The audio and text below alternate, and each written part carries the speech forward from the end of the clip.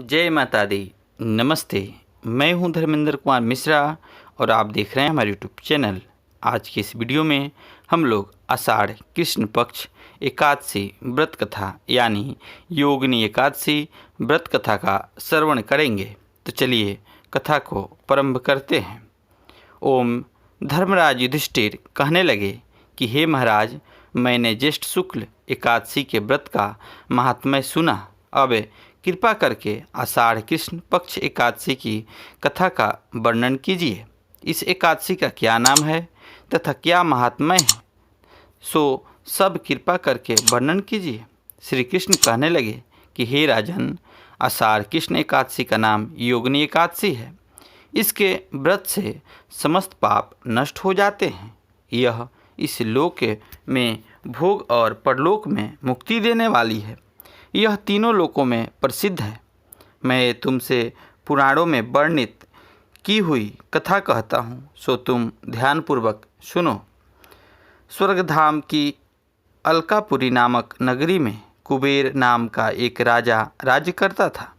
वह शिव भक्त था और प्रतिदिन शिव की पूजा किया करता था। हेत नाम का एक माली पूजन के लिए उसके यहाँ फूल लाया करता था। उस हेममाली की विशालाक्षी नाम की अत्यंत सुंदर स्त्री थी।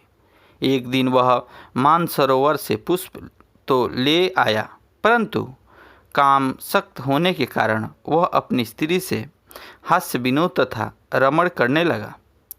इधर माली दोपहर तक पुष्प लेकर राजा के पास नहीं पहुंचा। उधर राजा उसकी राह देखता रहा। अंत में उसने सेवकों को आज्ञा दी कि तुम लोग जाकर हेम माली के न आने का कारणों का पता लगाओ, क्योंकि वह अभी तक पुष्प नहीं लाया है।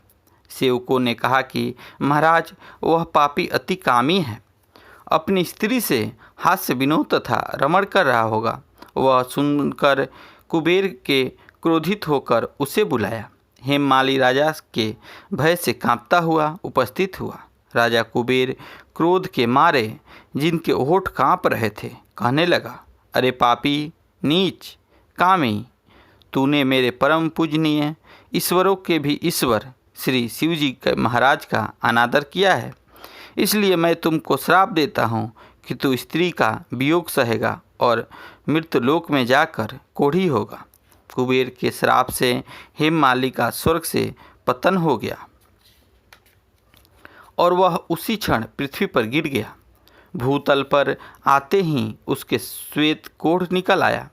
उसकी स्त्री भी उसी समय अंतर्ध्यान हो गई। मृत्युलोक में आकर उसने अनेक दुख भोगे। भयानक जंगल में जाकर बिना अन्न और जल के भटकता रहा।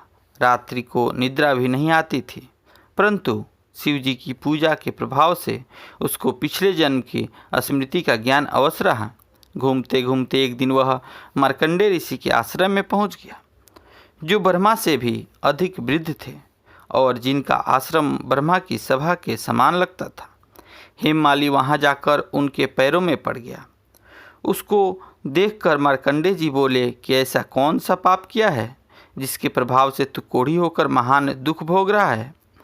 हेममाली कहने लगा कि मैं कुबेर का सेवक हेममाली हूँ। मैं राजा की पूजा के लिए नित्य प्रति पुष्प लाया करता था। एक दिन मुझे अपनी स्त्री के साथ विहार करने में देर हो गई और दोपहर तक पुष्प लेकर नहीं पहुंच सका, तो उन्होंने मुझे श्राप दे दिया कि तुझे स्त्री का वियोग होगा और मृत्यु लोक में जाकर कोढ़ी बनकर दुख भोगेगा। इस श्राप से मैं कोढ़ी होकर अत्यंत दुख भोग रहा हूँ। अतः आप कोई ऐसा उपाय बताएं जिससे मेरा यह दुख दूर हो जाए। इस पर मार्कंडेय ऋषि बोले कि तूने मेरे सन्मुख चूंकि सत्य वचन कहे हैं, इसलिए मैं तेरे उद्धार के लिए एक व्रत बतलाता हूँ। यदि तू आषाढ़ मास के कृष्ण पक्ष की योगिनी नाम की एकादशी का विधिपूर्वक व्रत करेगा तो तेरे सारे पाप नष्ट हो जाएंगे। यह सुनकर हेममाली ने अत्यंत प्रसन्न होकर मुनि को साष्टांग प्रणाम किया। मुनि ने उसको अत्यंत स्नेह के साथ उठाया। हेममाली ने मुनि के कथानुसार विधिपूर्वक योगिनी एकादशी का व्रत किया और इसके प्रभाव से अपने पुराने स्वरूप में आकर अपनी स्त्री के साथ विहार करने लगा।